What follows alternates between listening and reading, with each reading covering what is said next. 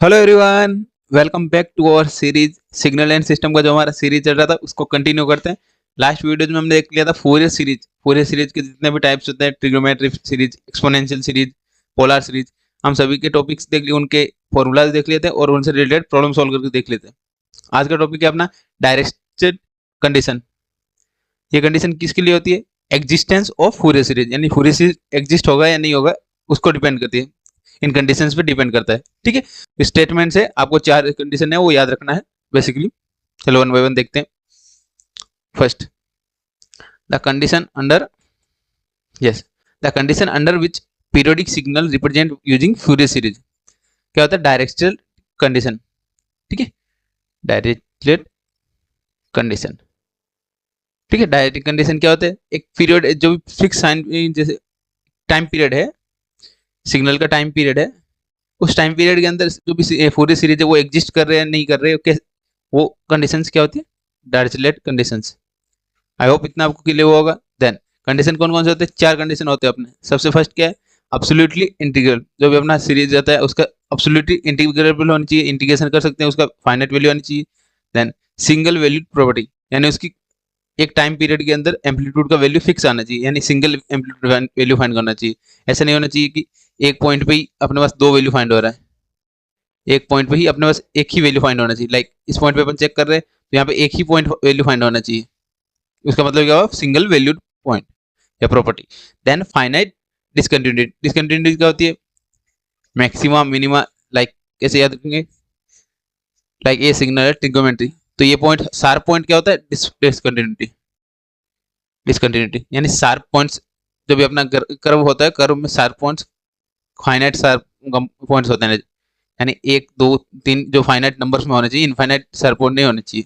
ठीक है, ये हो गया finite discontinuity. Then finite peaks. Finite peaks मतलब maxima and minima finite value में होते हैं। कितने? Finite maxima, maxima and minima को क्या हो गया? पीक्स। पीक वैल्यू को क्या बोलते हैं? Maximum. And negative peak value को क्या बोलते हैं? Minimum, minima. ठीक है, तो वन बाय वन देखते हैं। सबसे best absolutely integrable. Yes, absolutely integrable क्या है अपना? वन बाय वन रीड करते हैं। The given function x T अपना एक फंक्शन है जिसका फोरियर सीरीज अपने को फाइंड करना है। Then must be absolutely integrable over the interval. जो भी अपना एक फिक्स टाइम पीरियड है, फिक्स टाइम पीरियड क्या हो गया कि उस टाइम पीरियड के बाद सिग्नल रिपीट हो रहा है, अपनी वैल्यूज को रिपीट कर रहा है। ठीक है, उसमें इंटीग्रेबल होना चाहिए, फंक्शन इंटीग्रेबल होना चाहिए। तो क्या हो जाएगा? फिक्स टाइम पीरियड के अंदर इंटीग्रेबल होना चाहिए, तो अब्सोल्युटली इंटीग्रेबल हो गया। Then absolute value means magnitude and integration value answer is finite. यहाँ जो भी इंटीग्रेशन अपना फाइंड करना है, इंटीग्रेशन का जो भी वैल्यू फाइंड करेंगे वो फाइनाइट आंसर आना चाहिए अपने पास। फाइनाइट यानी इनफाइनाइट नहीं आना चाहिए, नॉट इक्वल्स टू इनफाइनाइट। इसको मैथमेटिकल इक्वेशन कैसे लिखेंगे? इंटीग्रेशन 0 to t0 मतलब टाइम इंटरवल, जो भी अपना टाइम इंटरवल होगा उसके अकॉर्डिंग। एक्स टी का मैग्नीट्यूड, ये क्या है? मैग्नीट्यूड मतलब जो भी इसके अपना सिग्नल गिवन होगा उसका मैग्नीट्यूड भी गिवन होगा, वो एक्स टी का magnitude into D T. D T क्या है? इंटीग्रेशन ले रहे हैं। Less than infinite. Less than infinite मतलब क्या? फाइनाइट वैल्यू अपने पास फाइंड होनी चाहिए, इनफाइनाइट वैल्यू नहीं फाइंड होनी चाहिए।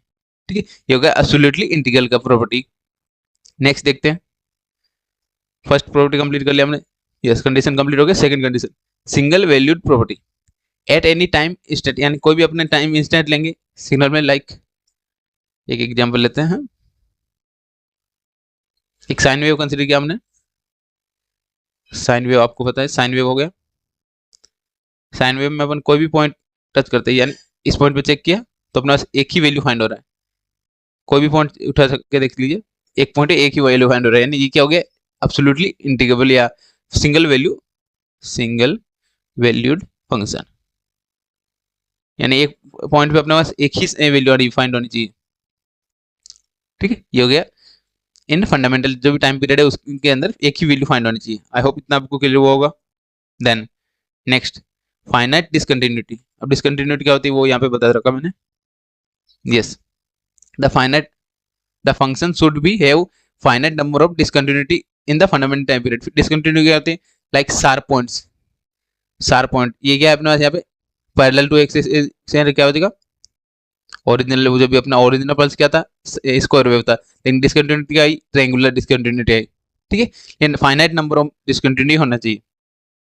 ठीक है, ये टाइम पीरियड अपना टी नोड है, टी नोड के बाद अपना टाइम पीरियड के बाद सिग्नल रिपीट कर रहा है अपना प्रॉपर्टी, यानी स्क्वायर वेव वापस जनरेट हो रहा है, तो ये क्या हो गया, discontinuity.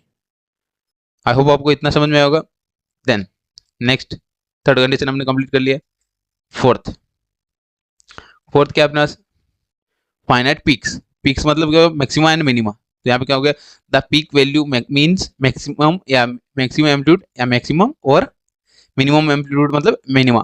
Maximum and minima finite numbers of value होने चाहिए। Then the signal x t should have finite number of maxima and minima in fundamental table. सभी प्रॉपर्टीज किसके लिए अप्लाई होती है, एक फंडामेंटल टाइम पीरियड के बाद। फंडामेंटल टाइम पीरियड क्या होता है, एक time period which repeats after fundamental time period the signal repeat it's property amplitude and time property repeat कर रहा है, तो वो सिग्नल क्या होगा, fundamental time period. I hope आपको इतना समझ में आएगा। इसमें किसी को डाउट है तो आप कमेंट में पूछ सकते हैं। ये हमारा 4 कंडीशन थी, 4 कंडीशन हमने कंप्लीट कर लिया। जिन्होंने अभी तक चैनल को सब्सक्राइब नहीं है, चैनल को सब्सक्राइब करके रख लेना, एंड वीडियो के प्लेलिस्ट को ज़्यादा से ज़्यादा अपने फ्रेंड्स तक शेयर कर देना। ये क्वेश्चन इंपॉर्टेंट था, इस क्वेश्चन को आपको एग्जाम में पूछा जा सकता है कि directly condition for Fourier series, Fourier transform and Laplace transform, जो भी उनकी भी सिमिलर टाइप से प्रॉपर्टीज रहेगी। ठीक है, थैंक यू।